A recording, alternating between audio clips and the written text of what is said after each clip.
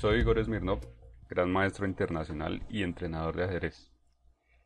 Aquí está nuestra primera sección sobre el tema acabando con los estereotipos. Los practicantes del ajedrez tienen usualmente muchos estereotipos grabados en su mente. Aquí vamos a ver varios de estos que objetivamente hablando no son correctos. Tendremos varios videos porque en realidad hay muchas cosas que los jugadores aplican repetidamente sin saber por qué. Vamos a empezar, en esta lección, con la conocida clavada del alfil G5 y el profiláctico H6. Me refiero a esta situación. El caballo está clavado por el alfil o su equivalente para las blancas. También lo vemos en el flanco de dama, y en todos los casos se aplican las mismas ideas. Estas clavadas se dan con mucha frecuencia en la práctica. Los jugadores aficionados siempre están listos a jugarlas. Y en general este movimiento se considera tan importante que por lo mismo se juega el profiláctico A3 o equivalente. Sin embargo, eso no siempre es correcto y ya te diré por qué. Analicemos concretamente esta clavada. Primero, ¿cuál es el objetivo de jugar el alfil a G5? Lógicamente las blancas no quieren de verdad intercambiar su alfil por el caballo. El alfil es más valioso. Y no tiene sentido mover dos veces el alfil para hacer un mal cambio. Por eso, lo único útil que pueden buscar las blancas es aprovechar la clavada de alguna manera. En este caso, atacar el caballo F6 con alguna otra pieza, tal vez con un caballo en D5, para tomar en F6, doblar los peones y atacarlos después. Esa es la única idea real que las blancas pueden buscar en dicha posición.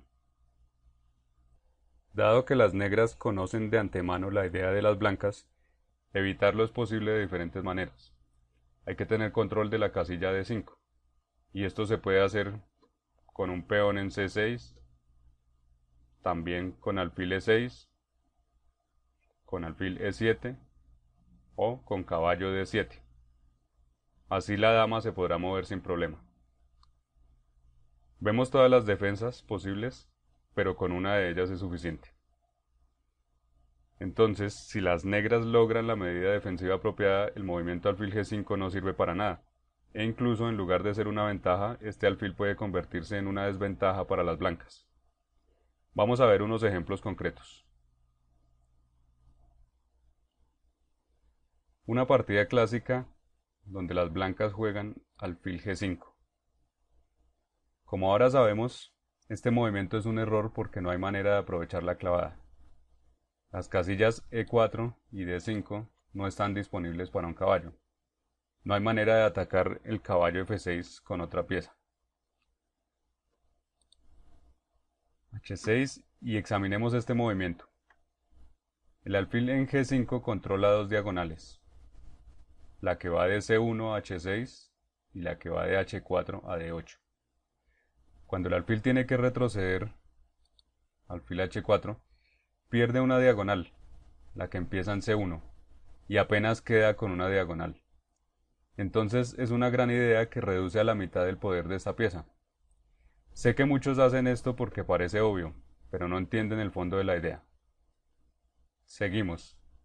C5, y después de caballo D5, G5. Con esto se restringe por completo la actividad del alfil blanco. En H4 estaba medio mal, pero en G3 estará completamente pasivo. Por cierto, el movimiento caballo por G5 no funciona porque las negras tienen caballo por D5, que gana una pieza sin ninguna compensación para las blancas. Por eso, aquí las blancas tienen que jugar caballo por F6, sigue dama por F6, alfil G3, y tenemos que los peones negros inmovilizan por completo el alfil. Si pensamos en cómo pueden las blancas poner a jugar nuevamente su alfil, notamos que se necesitaría mover el caballo hacia atrás, peón a F3 y el alfil a F2. Es la única forma posible de jugar el alfil y a la vez indica que algo salió mal. Es absurdo tener que hacer tales movimientos débiles para que finalmente el alfil juegue sobre la diagonal G1 A7 cuando podía haberlo hecho jugando a E3 desde el comienzo en lugar de haber ido a G5. Con esto se confirma que alfil G5, en este caso, fue un error. Alfil G4, para completar las negras pueden evitar dichas reubicaciones y lograr una posición estratégicamente ganada. H3, alfil por F3. Y vemos que después de los intercambios forzados el alfil está encerrado en G3 sin poder volver a jugar. Las negras tienen una posición estratégicamente ganadora y el plan debe ser jugar en el flanco de dama aprovechando su pieza extra. Hagamos unos cuantos movimientos para ver cómo funciona.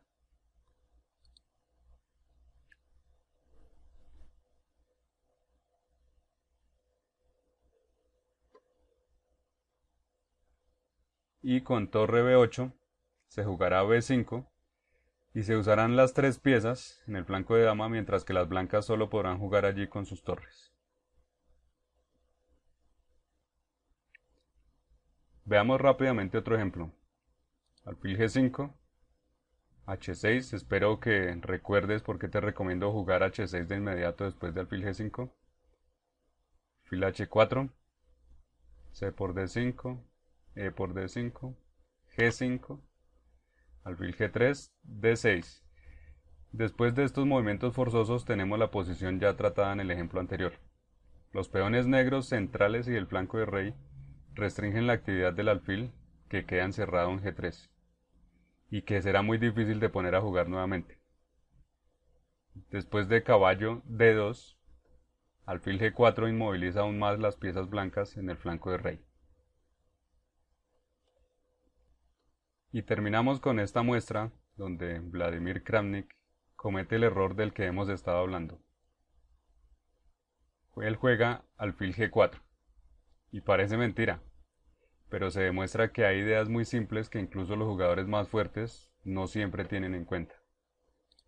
H3, alfil H5, G4, alfil G6, alfil por F6 y las negras se ven enfrentadas a hacer una mala elección. Una es tomar con el peón G por F6 y dejar encerrado su alfil G6, dando a las blancas una posición estratégicamente ganada que jugarán en el flanco de dama, como ya sabemos, aprovechando la pieza extra. La otra opción,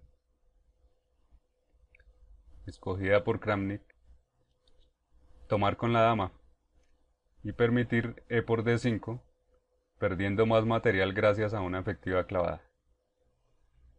Después de un rato las negras perdieron la partida y la verdad es que no sé por qué Kramnik cometió ese error inicial, aunque tiene la pequeña excusa de que era una partida de blitz. Bueno, vamos a dejar aquí habiendo visto una de las desventajas de hacer sin razón un movimiento del estilo alfil G5 o equivalente. Te espero en la siguiente sección de este tema donde veremos otra desventaja de este estereotipado movimiento. Hasta pronto.